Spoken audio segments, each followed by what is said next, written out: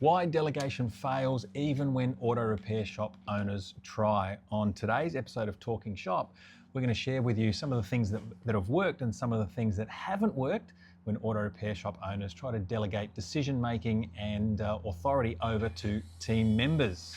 I'm Dean from the Workshop Whisperer. This is the original Workshop Whisperer herself, Rachael Evans. Rachael, tell us sometimes why delegation just doesn't work. Well, calling me Rachel, that must mean I'm in trouble or my mother's close by. So when delegation doesn't work is when, even with the best intentions, the auto repair shop owner, you, knows that in order to grow your business, you can't touch everything, you can't do everything, you can't be everywhere all at once. You don't actually delegate with the framework required so that the person that you're delegating to is actually set up for success.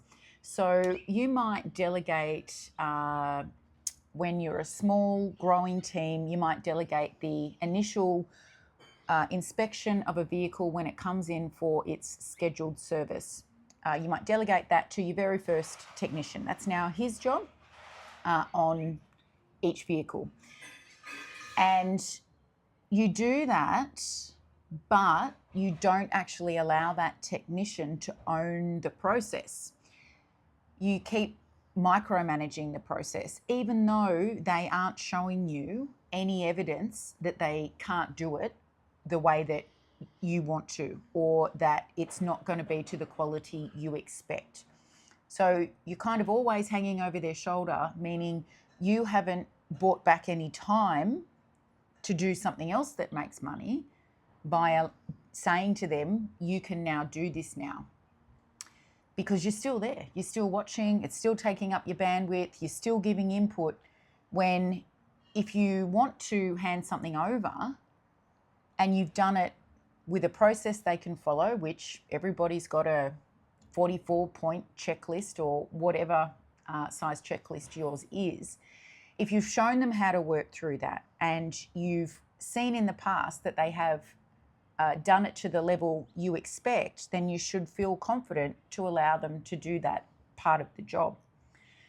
You then get to go off, and if you don't yet have a service advisor, or there is other work that has come in that can be started at the same time, you get to go and do that and work on that. That's called leveraging your time. But your delegation fails if you continue to monitor what the other technician is doing. And that means that you don't create any space for them to own what you've delegated, to think for themselves during the process. And it means that you never got to go and do the thing that you were supposed to be doing, which was also a money-making activity.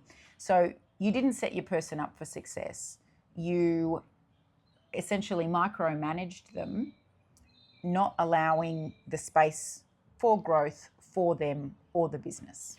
And when you talk about that term micromanagement, I've never seen anyone perform incredibly well when their boss is sat on their shoulder watching every single thing they do. And I think this can often be misinterpreted as delegation means you say what you want, you come back to check it at the end, and there's no interaction in between. And what we're actually saying is that delegation works when you as the owner make it really clear what done looks like, what the finished job, what the quality of the finished job actually entails. And then getting clarity from your technician, your service advisor, your front counter, admin people, of what their understanding is of how to deliver that outcome, like what done actually is. When you've created those agreements, then your job is simply clearing the path for them to get on and do it. You might come back in at agreed moments just to check on progress, but you're not watching the whole thing, and you're certainly not coming back in to fix all the mistakes at the end. Your goal is to get the team to tell you how they're going to avoid those mistakes along the way, which builds trust, which builds the faith that you have that they can get the job done, and gives you even more time back.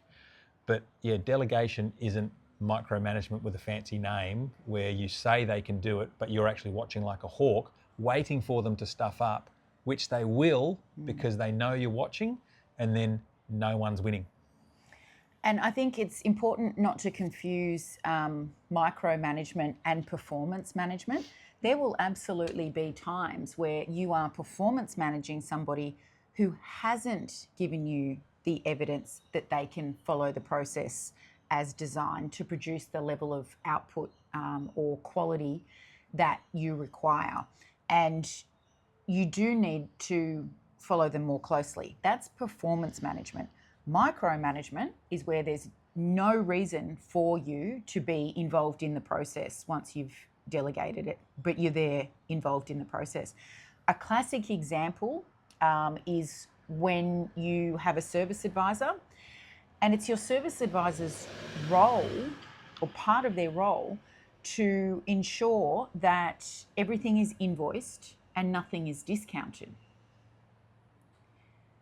But you're not letting your service advisor own the things that you've delegated when you keep coming in to emotionally discount the invoices over the top of what the service advisor has prepared. So they've prepared the invoice to the scope and to the standard that you're saying is expected, but then there's been a little, peep from the customer, or for some reason you've thought about your own wallet and you've walked in and you've said, we can't charge that price, or not for that customer, they'll go somewhere else.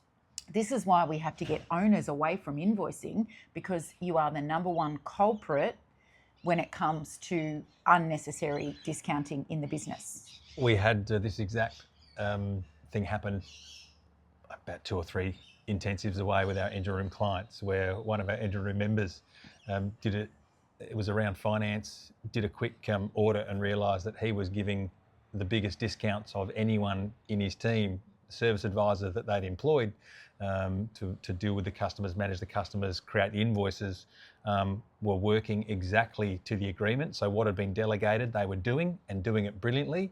It was the owner, when they were coming back in, that was actually applying discounts that were hurting their bottom line. So when that trust has been established, when that responsibility has been delegated, and the person who you've given authority to perform that role is doing it well, as the owner, you're then almost fighting your own instinct to go in and do it, partly through control, partly through this need to be needed. So it really is important that when you set the goal of delegating some tasks to other people in your team members, and they get to the point where they do them well, and in some cases do them better than what you did, your job is to resist the urge to go in and essentially just be part of the process again. You have to really work hard to stay out of it. Yeah. So if you relate to any of those things, let us know in the comments. It's so common, but it is something that you can work on as part of your leadership to ensure that you do successfully delegate and your business is able to scale because of it. And we'll see you on the next episode of Talking Shop. See you next time.